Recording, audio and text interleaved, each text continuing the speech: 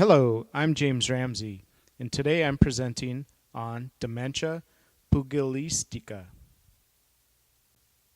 The object of this case study is to present the patient, discuss their health problems, discuss priorities for this patient, discuss goals for the client, and then also to discuss treatment for this client.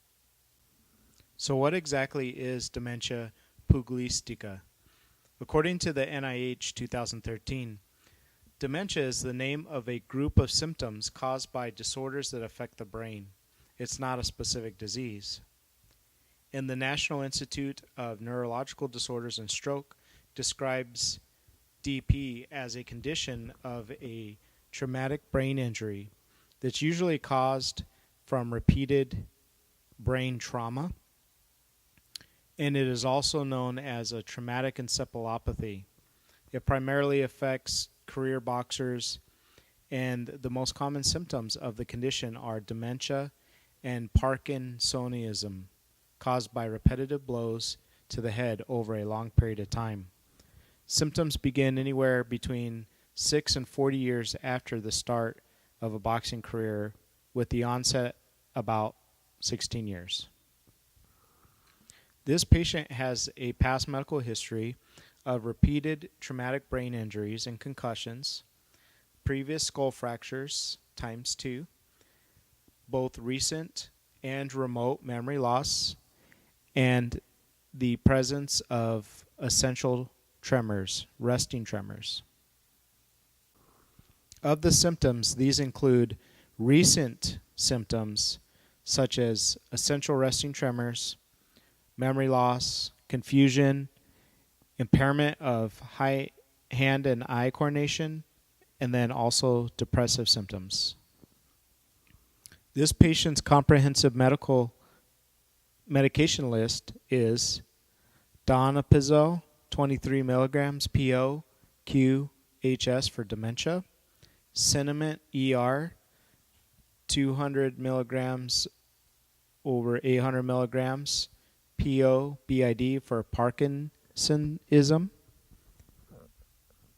methylphenidate 36 milligrams PO QD for alertness, sertraline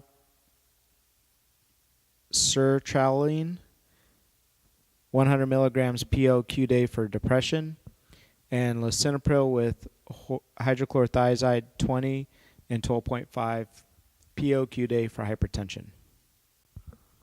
On physical exam, this patient presents with normal vital signs. The patient's 6 foot 2 inches tall, 230 pounds, which makes their BMI a little high at 29.5. Blood pressure was normal and controlled. Pulse rate was 64. Oxygen saturation and respiration rates were normal. Temperature was normal with a pain scale of 5. The physical exam was the patient was a 70-year-old male with general healthy appearance and not in acute distress.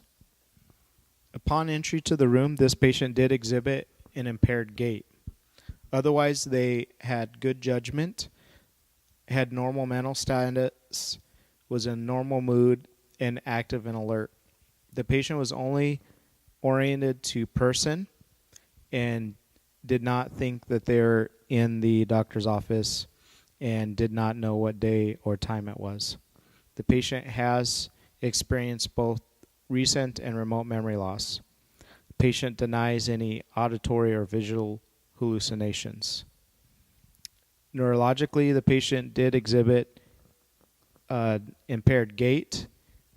Sensation was grossly intact without the presence of paresthesias. Coordination in cerebellum, finger to nose, was intact, and the patient did have a resting tremor. As you see here from the other physical exam components, that there were no major deficits, no major additional deficits, and all other physical exam was within normal limits.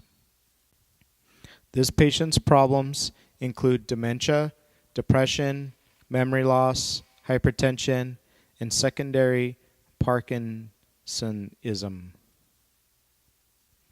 Of these problems, the biggest concerns for this patient are hypertension, dementia, polypharmacy, dyskinesias, and psychosis. With the Parkinsonism, this patient is taking medication to control the tremors.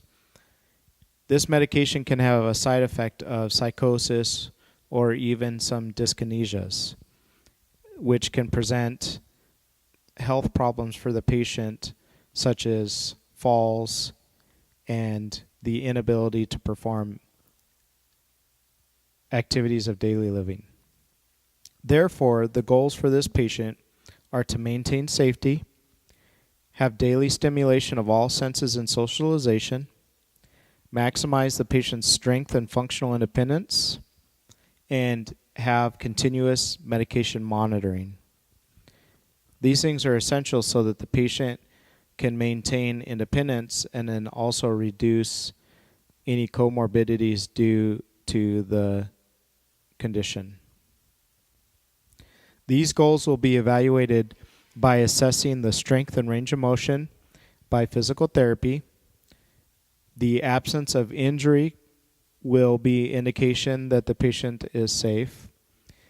If the patient's able to perform their ADLs independently, then this would be an indication that the therapy is effective.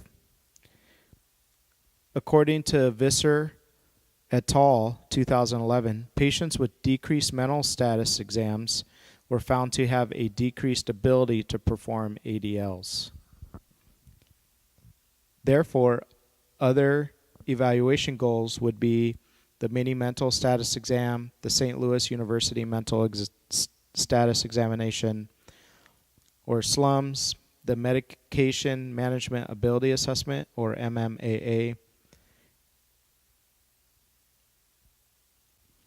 The health education and anticipatory guidance for this patient would include activities of daily living, so to help the patient with performing their activities of daily living, such as brushing their teeth and overcoming any symptoms that they're having.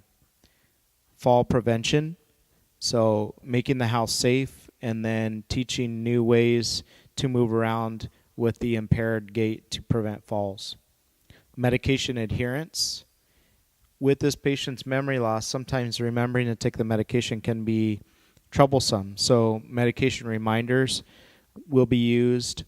In addition, medication pill boxes will be used so that the patient knows which medications to take when. According to Alt, Linder, Rosler, and Van Renselen Cruz in 2008, when providing medication organizers, the provider should initially observe the patient's ability to use the devices correctly. If the patient isn't able to use these, then they could actually be more harm than good. Additionally, assistive devices such as canes or walkers should be instructed, and information about good sleep hygiene should also be instructed. Even though this form of dementia can be detrimental to the patient and affect their ability to perform life's daily duties independently, with some therapy and well-managed goals and closely monitored medication regimen, the patient can live a semi-healthy, independent lifestyle. Thank you very much.